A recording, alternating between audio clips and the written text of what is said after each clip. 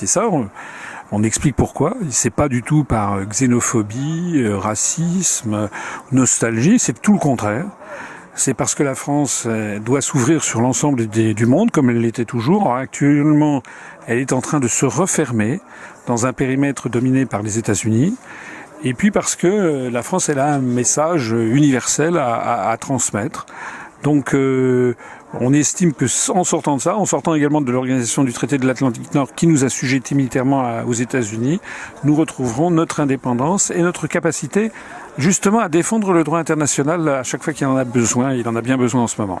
Enchanté, Monsieur Asselineau. Quel est votre sentiment concernant le racisme et les discriminations dans leur généralité ? C'est un sujet, il faut se garder de toute... c'est un sujet très compliqué, d'abord parce qu'il touche à des êtres humains. Il touche à l'éducation, il touche pas seulement à l'éducation d'ailleurs, il touche aussi au vécu, il touche à l'expérience qu'on a pu avoir ou qu'on a pu ne pas avoir. Moi, ce que je sais en tout cas, c'est que c'est presque toujours le fruit de l'ignorance. Voilà, c'est-à-dire que face à quelqu'un qui n'a pas la même couleur de peau que vous, qui n'a pas la même religion que vous, il y a un principe qu'on retrouve un peu dans tous les pays du monde, dans tous les peuples, c'est un principe de défiance, de rejet. En chinois, il y a un caractère pour le mot étranger qui est repris en japonais, gaikokujin. Ça représente un soleil qui se couche derrière une montagne. L'étranger, pour les Chinois, ça remonte à 5000 ans. C'est quelqu'un d'inconnu qui arrive au soleil couchant au soir, quelqu'un dont on a peur. D'ailleurs, le mot en français étranger, il y a aussi l'idée de quelque chose d'étrange. Donc, c'est des choses qui sont très anciennement dans la psyché humaine. Ce qu'il faut, c'est encore une fois de l'éducation et puis l'expérience. Voilà. Il n'y a rien qui désarme plus les pensées racistes que le fait d'avoir vécu à l'étranger, d'avoir voyagé à l'étranger, notamment seul, d'avoir fait des rencontres avec des gens. Moi, je sais que personnellement, j'ai fait des rencontres que j'oublierai jamais, de gens dans des pays comme, je dirais, les Philippines, le Yémen, le Sri Lanka, des pays où l'Algérie, des pays où j'ai rencontré vraiment une humanité qui transcende une humanité qui transcende les clivages raciaux, voilà. Est-ce que vous avez déjà été victime de racisme ou de discrimination, que ce soit dans le domaine privé ou dans la sphère professionnelle ? Dans la sphère professionnelle, oui, en ce moment, nous sommes victimes de discrimination. Je ne peux pas dire que j'ai été dans l'absolu moi-même. Je suis un Français blanc, de formation chrétienne, en vivant en France. A priori, j'ai pas de raison d'avoir été particulièrement victime. Là où je mesure ce que c'est bien que la discrimination, c'est depuis que j'ai créé ce mouvement politique qui se heurte à des montagnes. La montagne en France, c'est qu'on n'a pas le droit, en France, de proposer de sortir de l'Union européenne et de l'OTAN. On a le droit de critiquer, mais on n'a pas, on a le droit, bien sûr, on a le droit juridiquement, mais quand vous commencez à dire que vous voulez sortir de l'Union européenne, vous avez aussitôt, tout le monde vous tombe dessus, les médias refusent de vous donner la parole, vous êtes immédiatement stigmatisé, critiqué, caricaturé, brocardé, et ça, je sais que c'est parfois très très pénible à vivre. Et pensez-vous aujourd'hui que la législation actuelle protège suffisamment les victimes de ce genre de discrimination, de racisme, tout ce genre de violence psychologique au quotidien ?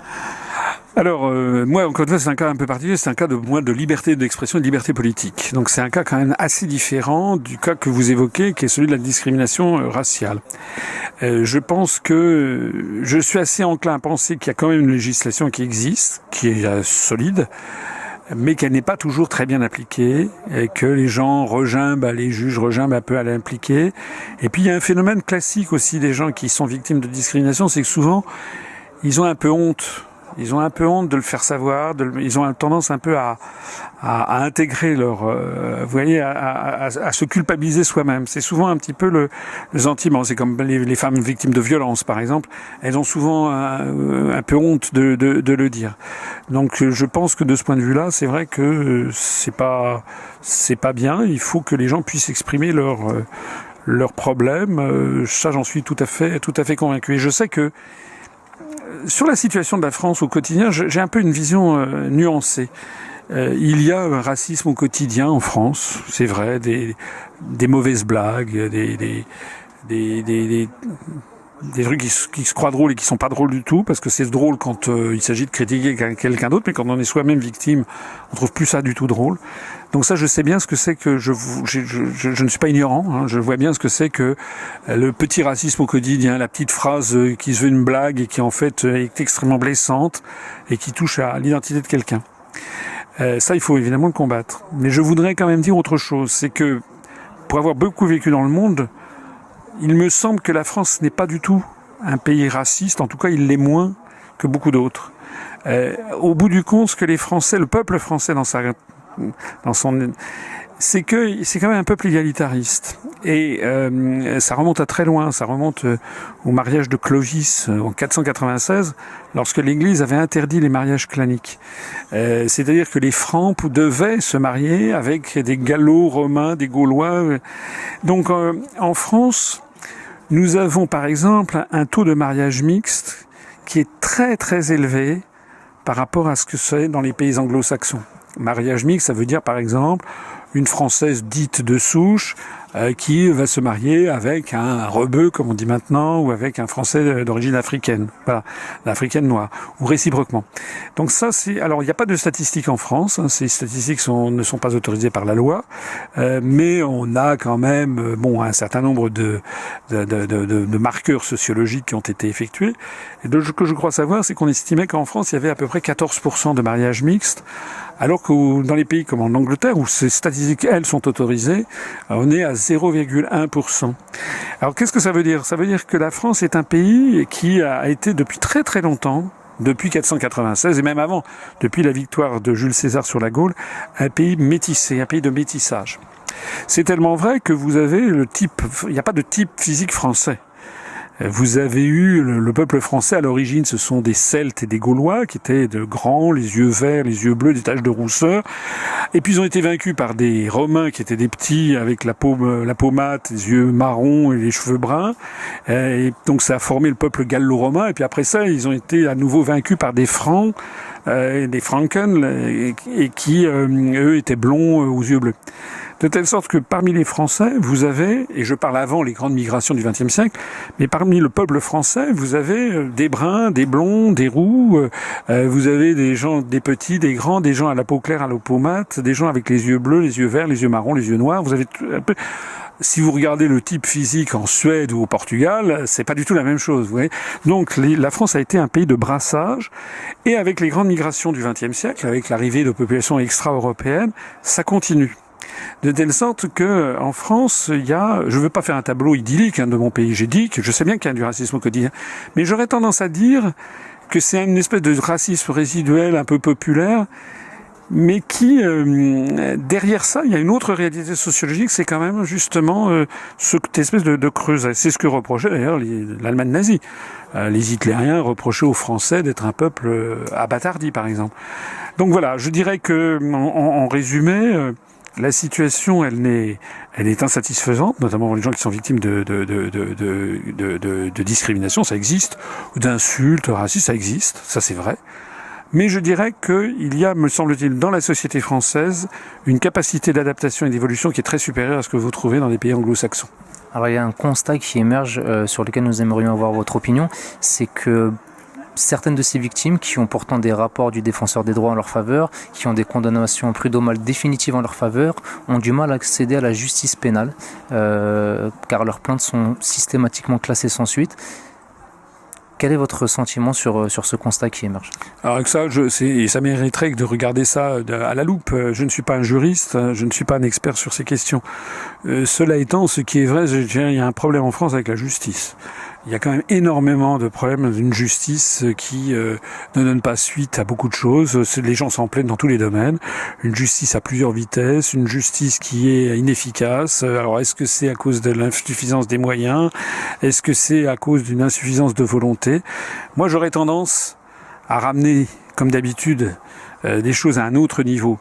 La France, pour que les choses se passent bien en France, il faudrait que rendre, comme disait Charles de Gaulle, l'autorité de l'État, rendre à l'État son autorité.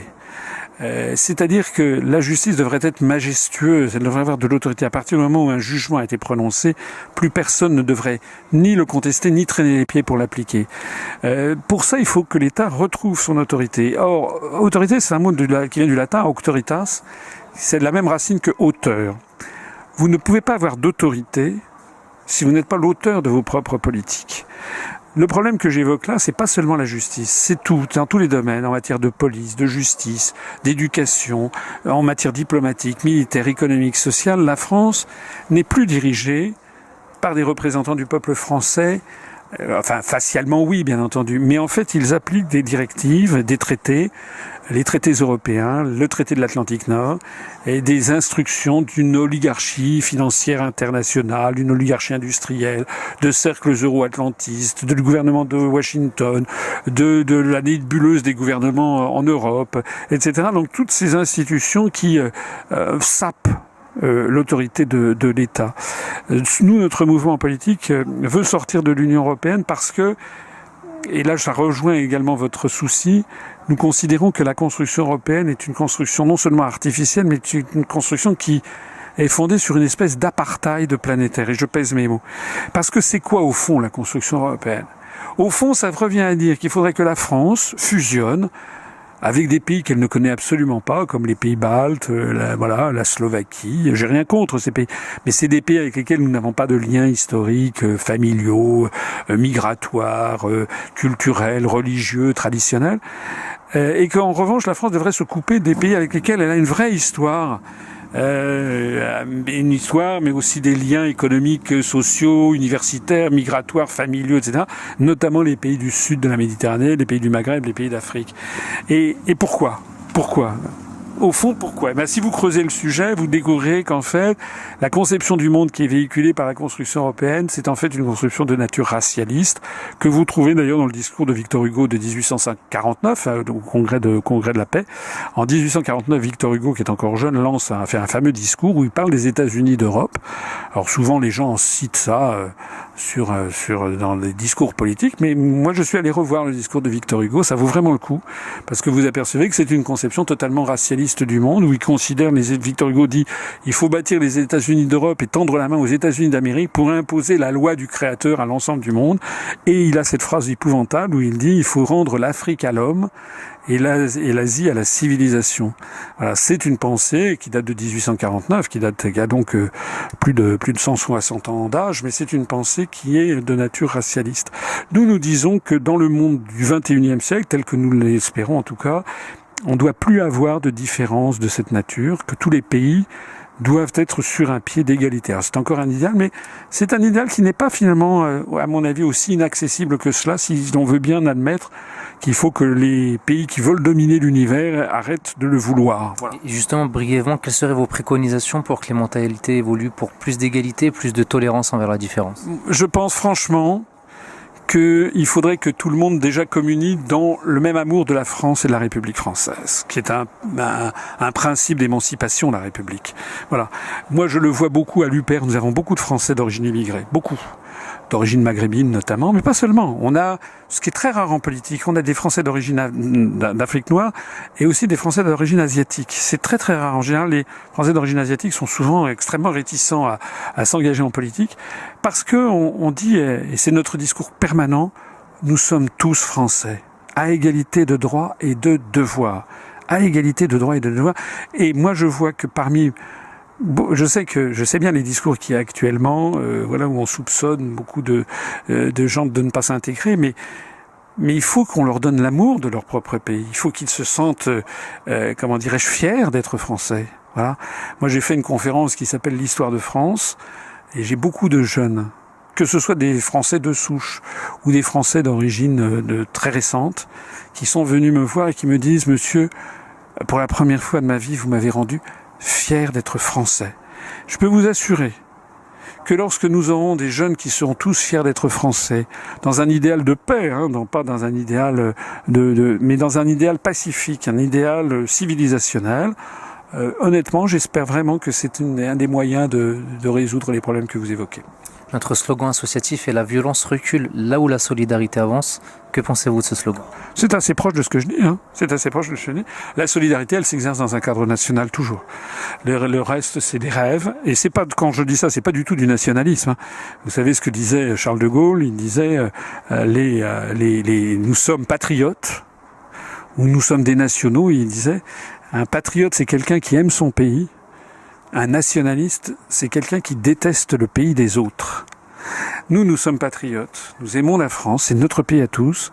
Et il est normal d'aimer. C'est comme aimer sa maman ou aimer son papa. C'est quelque chose de... Ça n'est pas normal de ne pas l'aimer. Le discours actuellement de dénigrement constant de la France, qui est tenu en France, dans tous les médias, etc., le discours permanent de dévalorisation, c'est un discours qui est totalement anormal et anxiogène et qui déstabilise profondément la société. Mais à la fois, nous aimons notre pays, mais nous sommes très ouverts sur le reste du monde. D'ailleurs, dans notre programme, qui figure sur notre site, upr.fr, il y a tout un volet en matière d'éducation, en matière de culture, où nous voulons absolument ouvrir l'esprit des Français sur le reste du monde. Voilà par exemple une action concrète que nous pourrions mener. Lorsque les Français regardent de la télévision, aujourd'hui, ou vont au cinéma, il y a une proportion de films américains qui est absolument colossale. Je ne sais pas, mais les séries américaines à la télévision, parfois c'est 80-90% de ce qui est produit, de ce qui est présenté. Les films américains déferlent avec leur cortège de violence extrême, de tirs, de violence, de cynisme, de culte de l'argent roi. Et puis surtout, on donne la pensée aux jeunes Français que le monde, ce serait les États-Unis. Non. Les États-Unis d'Amérique, c'est 4% de la population planétaire. Et moi, j'ai vécu au Japon, j'ai eu la chance d'aller dans plus de 90 pays du monde, sur tous les continents. Moi, ce que je veux, c'est qu'on dise aux jeunes Français, il y a 95% de la population planétaire, 96% de la population planétaire qui n'est pas américaine. Donc, ce que nous voulons, c'est, par exemple, une action concrète, c'est qu'à la télévision française, régulièrement, il y ait des films venant de pays extra-européens et non américains. Par exemple, vous avez des productions cinématographiques tout à fait intéressantes en Russie, en Chine, au Japon, en Égypte, en Afrique, notamment en Afrique francophone, dans les pays latino-américains, en Inde. Bollywood, c'était le premier producteur de films au monde, à Bombay. Ça, on ne le voit jamais. Je ne dis pas qu'il faut le programmer tout le temps, mais entre tout le temps et jamais, il y a une marge. Il y a un festival du film panafricain à Ouagadougou, donc au Burkina Faso, qui se tient tous les 2 ans. Il se trouve que les films qui sont présentés à cette occasion, à 70% sont des films francophones. Au passage, j'en profite pour rappeler que la langue française est une langue qui se développe beaucoup en ce moment dans le monde. Contrairement là aussi à ce qu'on explique aux Français, on veut leur faire croire que leur langue est en déclin. C'est pas vrai. La langue française est en très forte accroissement, essentiellement en Afrique. À horizon de 2050, c'est une langue qui sera devenue peut-être la 3e langue la plus parlée au monde. Elle est actuellement la 7e langue la plus parlée au monde. Donc elle se développe plus que d'autres, mais en 2050 ou 2060, ça sera une langue à 90% africaine. Eh bien, pourquoi je vous raconte ça? C'est parce que, à ce festival du film panafricain, le dernier qui s'est tenu, sauf erreur de ma part, le film qui a obtenu non pas la Palme d'Or comme à Cannes, mais l'étalon d'or de Yenengwe, le prix qui est octroyé au meilleur film, a été octroyé à un film sénégalais. Francophone, puisque 70% des films qui sont présentés sont en langue française. Ben voilà, nous, ce que nous voudrions, c'est, par exemple, pour la région Île-de-France, on voudrait créer un festival du film panafricain, et nous voudrions aider à la diffusion sur la télévision française. Comment se fait-il que ce film francophone, qui est très bien, ne soit pas diffusé sur la télévision française, ni même distribué dans les salles de cinéma? Vous comprenez? Alors ça, je prends cet exemple des films du cinéma africain francophone. Il y a des choses très bien. C'est rarissime. Il y en a eu un récemment qui a eu un petit succès là sur la montée de l'islamisme. Vous savez, dans les pays du Sahel, que je suis allé voir, qui était un film tout à fait un beau film. Mais il y a beaucoup d'autres films, et je ne veux pas me limiter au continent africain. Il y a aussi des choses merveilleuses qui se situent en Asie, en Amérique latine, en Océanie. Voilà. Moi, ce que je veux, c'est ce que nous voulons avec notre mouvement, c'est ouvrir l'esprit des Français là-dessus. Pareil pour l'enseignement des langues. Nous, on voudrait qu'il y ait davantage de Français qui apprennent des langues comme, je sais pas moi, je sais, le japonais que je parle un peu, Skoshidaki Yanashimasu, ou le chinois, ou l'hindi, ou le russe, qui n'est pas assez enseigné, qui a même beaucoup décliné, ou aussi l'arabe littéral, ou aussi le swahili, enfin les langues d'Afrique de l'Est. Ça, actuellement, c'est réservé à c'est quelques centaines de personnes, ça va pas. Et c'est pas normal qu'en France, on n'apprenne pas massivement le chinois, puisque la Chine est d'ores et déjà devenue la première puissance économique planétaire. Et puis c'est une ouverture sur le monde, une ouverture d'esprit considérable. On veut aussi, dans notre programme, développer les échanges d'étudiants. Certains veulent me vanter les charmes de l'Europe en disant il y a le programme Erasmus qui permet de faire des échanges d'étudiants. Je réponds qu'il y a toujours eu des échanges d'étudiants, même à l'université de Montpellier du XIIIe siècle, il y avait déjà plein d'étudiants étrangers. Mais ce qui lui manque en revanche, ce sont des échanges d'étudiants au niveau planétaire.